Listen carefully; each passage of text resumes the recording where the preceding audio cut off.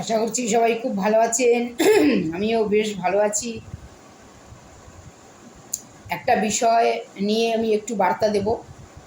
বার্তাটা হচ্ছে, আমি একটা বিষয় ভীষণভাবে লক্ষ্য করছি যে কিছু সংখ্যক মানুষ কিছু মানুষের হয়ে কাজ করছেন মানে কিছু মানুষের ইশারাতে কাজ করছেন। ইশারাতে দেখুন, ভালো কাজও হতে পারে, খারাপ কাজও হতে পারে। যদি ভালো কাজ করেন তো ভালো পরিণাম আসবে।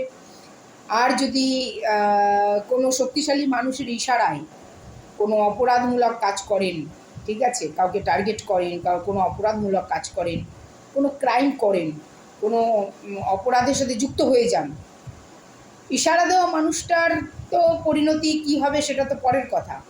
সর্বপ্রথম আপনার জন্য কিন্তু আপনার লাইফটা ডিস্ট্রয়েড হবে, এবং যার ইশারায় আপনি কাজ করবেন সে নিজেকে বাঁচাবে, নিজেকে গোটাবে, না আপনাকে বাঁচাবে? আপনাকে কখনোই সে বাঁচাবে না।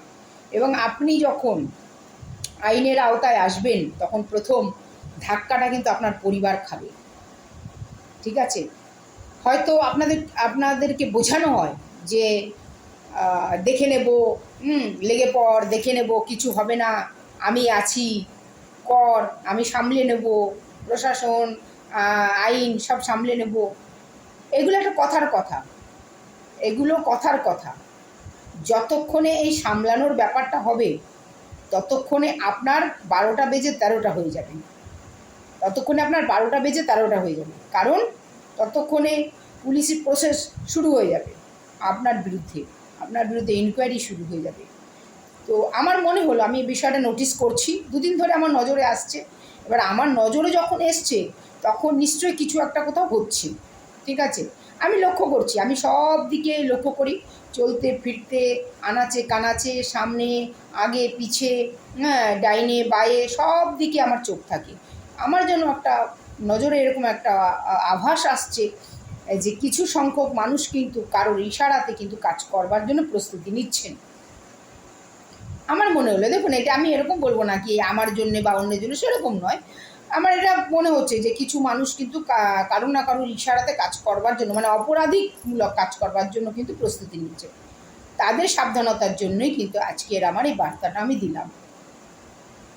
ইশারায় নাচুন, কিন্তু বাদর মতন যদি নাচেন তাহলে কিন্তু ডুমরুটা কিন্তু তার হাতে থাকবে যে আপনাকে নাচাচ্ছে। আপনি কিন্তু বাদরের পর্যায়ে পড়বেন। বাদরকে যেমন নাচানো হয় ঠিক তেমনি, ঠিক আছে?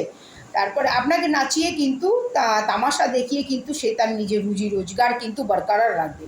আপনাকে খেতে দেবে একটা পাউরুটি, একটা কলা, কারণ যেহেতু আপনি নেচে, ডুমরুর তালে নেচে, ইশারায় নেচে আপনি মালিককে কামিয়ে দিলেন, তো আপনাকে তো অবশ্যই খেতে দেবে, একটা কলা, একটা পাউরুটি অবশ্যই আপনাকে দেবে।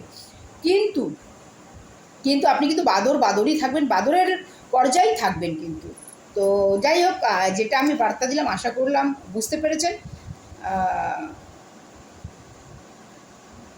কেউ কাউকে কিন্তু অপরাধ করার পর বাঁচাতে পারে না, ঠিক আছে? এগুলো কথার কথা। আমি হ্যাঁ নেবে কর, আমি দেখে নেব, সামলে নেব, ছোটোখাটো ব্যাপারগুলো আলাদা ব্যাপার, কিন্তু অপরাধিক ব্যাপারগুলো সামলানোর কোনো মানুষেরই ক্ষমতা নেই। সে এমন কোনো মানে কি বলবো, ভগবান হয়ে যায় না যে সে কোনো অপরাধিক বিষয়টাকে একবারে রাতারাতি মিরাক্কেলের মতন ঘুরিয়ে দেবে, এটা হতে পারে না।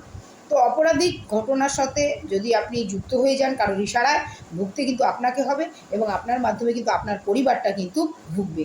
যে ইশারা দিল তার কিন্তু কিছু হবে না, আপনার মতন কত বাদর তার কাছে পড়ে রয়েছে তার ইশারায় কাজ করার জন্য, ঠিক আছে?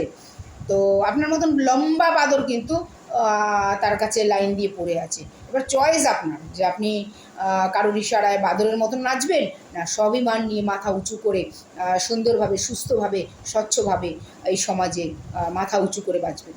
নির্ণয় আপনার।